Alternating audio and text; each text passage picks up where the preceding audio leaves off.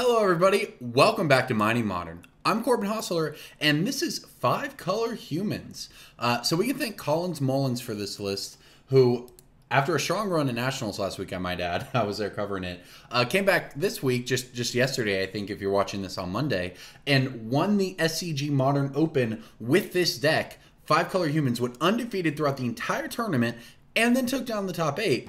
And it's pretty incredible, and it works out that I'm able to bring this deck to you today because I'm very excited to share this with you. It's a completely new archetype to an extent. We've seen humans decks in Modern before, but this is just a brand new take on it. I really like it, and it just crushed the tournament. It didn't, do well, draw in, have some good matchups. It dominated this tournament. So let's look over the deck here.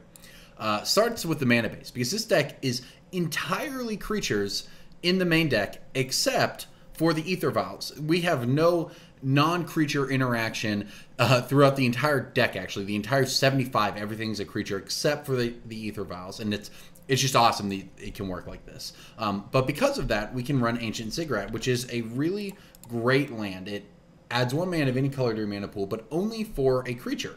And that's fine, because the only way we can't use this is, like I said, on the 4 Ether Vials. Cavernous Souls, we know how good this is. It makes all 5 colors of mana for you, and besides that, it just makes them uncounterable. Pretty good. Sort of its spiritual successor is Unclaimed Territory, which can add colorless or add 1 mana of any color. It doesn't have the uncounterable clause, but what it does is between Cavernous Souls, Unclaimed Territory, and Ziggurat, we have 12 sources in our deck that can make any of the 5 colors of mana to cast a human. And that's just great because, as you might have guessed, our entire deck is humans. Moving on, we have it fills itself out with some Windswept Heaths, Plains, Hallowed Fountain, Temple Garden, some Horizon Canopies for card draw.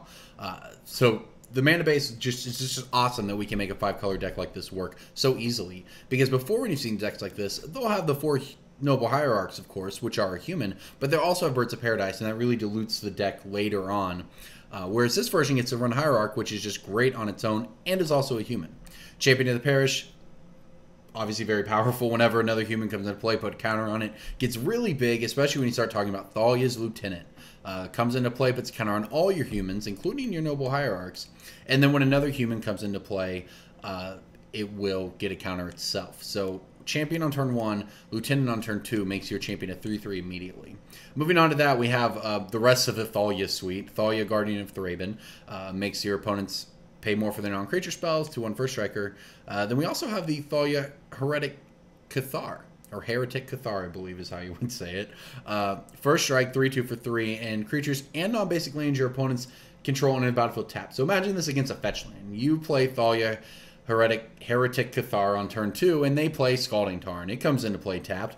Now whatever they fetch comes into play tapped. It's just pretty awesome at messing up your opponents. Back to the 2-drop spot.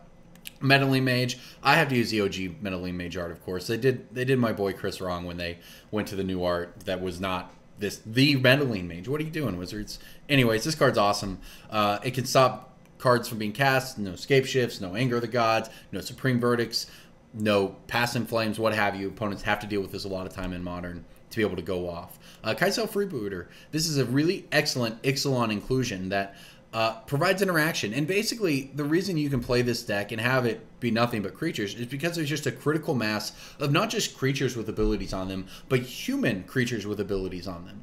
So Kai'Sa Freebooter duresses your opponent until Kai'Sa Freebooter leaves the battlefield, and it's a 1/2 flyer for 2. So it's at least got evasion going on, and it gets pretty big with your Thalia's Lieutenants and so on. But it can take that Anger of the Gods or that Supreme Verdict or whatever out of the deck. So between Kai'Sa Freebooter and Meddling Mage, you have, and especially in Thalia taxing them as well, and Big Thalia taxing them, you can just really mess up opponents who are trying to play non-creature spells and removal and all of this. And very worst case scenario, whatever, they kill your Kai'Sa Freebooter, get their thing back, and you just name it with Meddling Mage.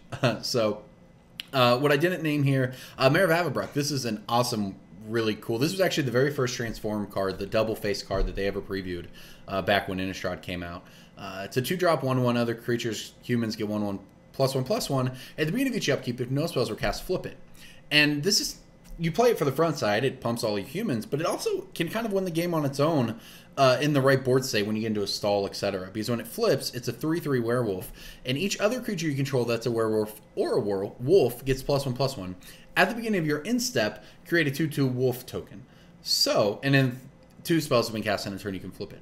So you can do stuff like go turn 1, Ether Vial. Turn 2, Mayor of Avabrook. Pass a turn.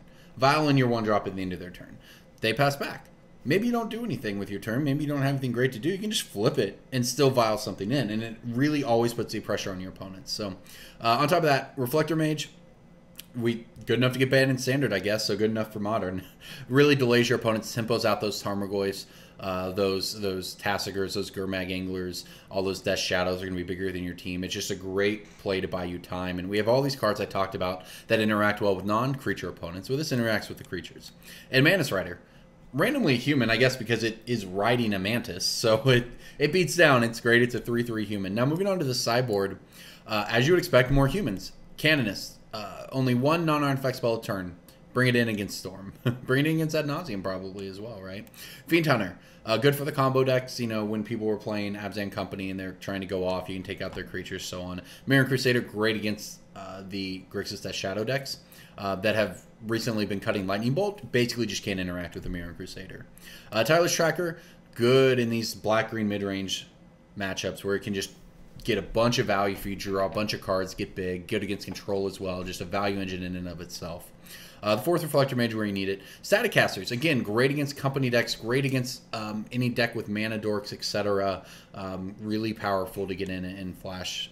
Vithine Renegades, here's your Affinity Lantern Control matchup. Sideboard card, it does what it does, right? It destroys an artifact when it comes into play. It's a 3/2 for 3, so you know, not the strongest artifact hate available Modern, but reasonable. And Affinza, the foremost, great for beating down, but really also just very good against Dredge. It keeps all of their things from going to the graveyard, so that's just very powerful when you get it into play. And then Zephyr Necromancer, I didn't touch on this one. This is good for control, any deck that wants to wipe your board, because when it or another human you control dies, you get a 2/2. So if somebody verdicts your board and you have 2 humans and Necromancer, you're going to untap with 6 power in play. So very powerful against those sort of decks. So that's the deck. Again, Collins Mullen dominated the Star City event with it, and I am now happy to share it because this deck is awesome, and I think it's pretty cool to share it. So thank you for watching. I'm Corbin Hostler. This is Mighty Modern, and here we go.